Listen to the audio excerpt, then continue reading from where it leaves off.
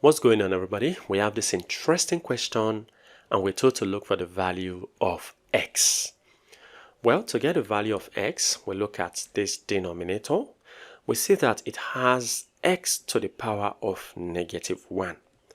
Well, we can borrow from the identity of indices that says that when I have, for example, a to the power of -1, this is the same as 1 all over a. It is an inverse. That is it. So let's rewrite the left-hand side. So we have x all over. Now the denominator as an inverse can be written as 1 all over x. Good.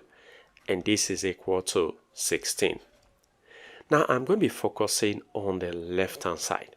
The left-hand side is just like writing x, which is the numerator, divided by the denominator, which is 1 all over x. And this is equal to 16. And now I know I have to change this division sign to multiplication. So this becomes x, change it to multiplication, that is times. This changes to x. Very good, which is the inverse of what I have here. And this is equal to 16. Now we have on the left x times x, which is x squared, to be equal to 16. Very good. Now, in order to get rid of this square, we have to take the square root of both sides. So I'll take the square root of the left-hand side.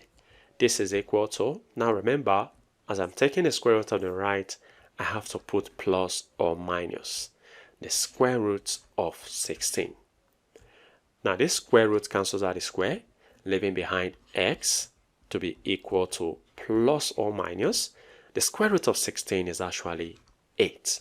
So we have two values of x, which are, we have positive 8 and we have negative 8 that stands in the domain of x. Well, feel free to share your ideas in the comment section below. And if you enjoyed this video and have learned something from this video, go ahead and give this video a thumbs up. Subscribe if you haven't. Turn on the notification bell so you don't miss my upcoming videos. And like I always say, until next time, take care.